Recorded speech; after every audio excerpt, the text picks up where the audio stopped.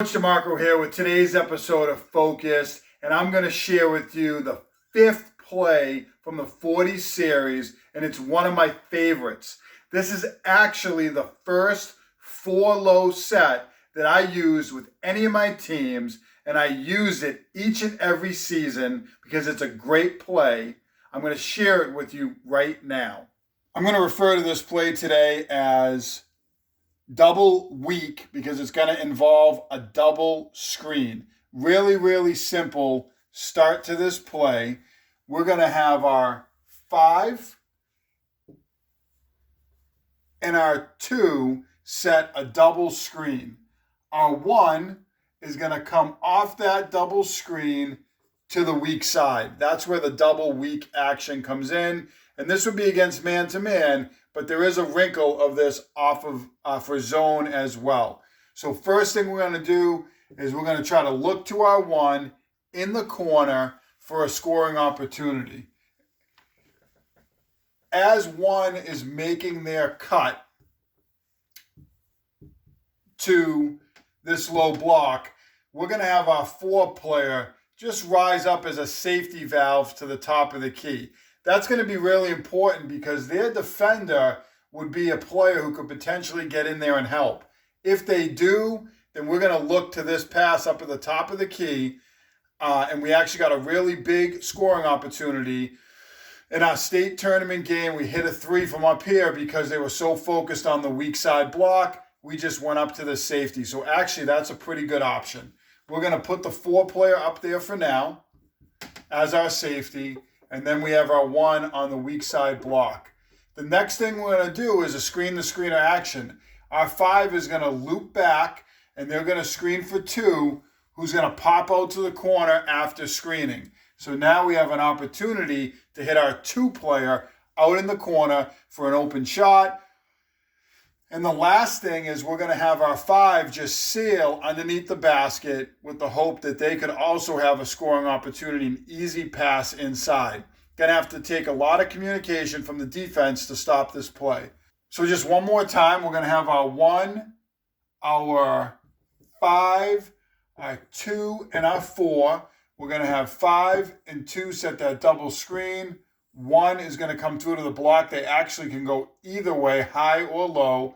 And then our 5 is going to loop back and screen for our 2, who's going to pop out to the corner. And while that's all happening, our 4 is going to work their way up high. So multiple options in this play. And if you do get the ball into the corner, we were a 4-out type of team. So if 2 does catch the ball in the corner here, we have our 5. We have our 1 all set up, and we have our 4 up at the top. And all we would do is just rotate, and we'd have 3 come into the weak side corner, and we would end up in a 4-out look for our dribble drive offense. So the last thing I want to show you here is how this can work against the 2-3 zone. Anytime you're 4 low, it puts these 2 forwards in a bind. Are they going to walk out to the corners and they're going to leave the center isolated by themselves in the paint? Or are they going to stay in tight? They also could adjust their guards, which is something we would do. But a lot of teams want to keep the integrity of the zone here, and they want to keep it in kind of that 2-3 setup instead of moving guards out to the corners. If they did make that adjustment, there's a number of different things we could do in those situations as well. And we're almost getting them matched up in a man-to-man type of look at that point anyways. And teams who play zone here probably don't want to do that. What we're going to try to do is isolate this forward. If they come in, we're going to throw to the corner. If they come out, then we're going to look inside to the weak side. So same idea, we're going to get a screen and a screen, and we're going to have our 1 player come low. They come low here. This player comes in, weak side corner, 3-pointer. This player jumps out. Then we're going to look inside, and actually we're going to have our 4 player rotate up high as a safety valve in that situation, just in case, this player was able to be covered or the center recovered and was able to cover them. We would then have them go up. The other thing we're going to do, as we did the last time, and just to draw this up, we'll just put the 4 up there for now. is we're going to have our 5, who has just set a screen here, and we have our 2, who was a screener on the center. 5 is going to come back, and we're actually going to try to sneak our 2 in there for a quick look. And if they don't get it, they're just going to rotate out to the corner, and our 5 can sail this center inside. Double weak is one of my favorite plays because it can be used against man-to-man or a 2-3 zone defense. It's one of the most versatile 4-low inbounds plays that you can use with your team. Against man-to-man, you have that weak side cut off a double screen and then screen the screener action.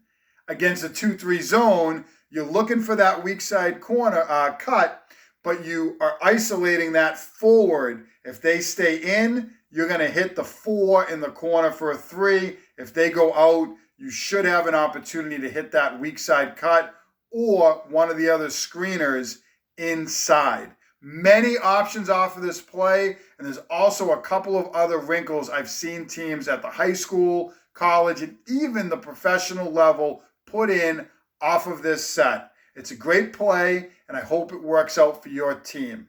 If you like this video, make sure you subscribe to my YouTube channel, turn on your notifications, and hit like.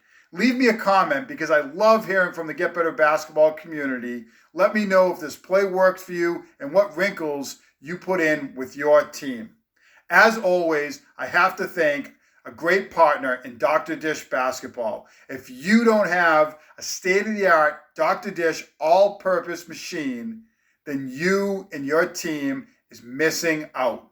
Highly recommend you get one now and you'll see improvement almost immediately.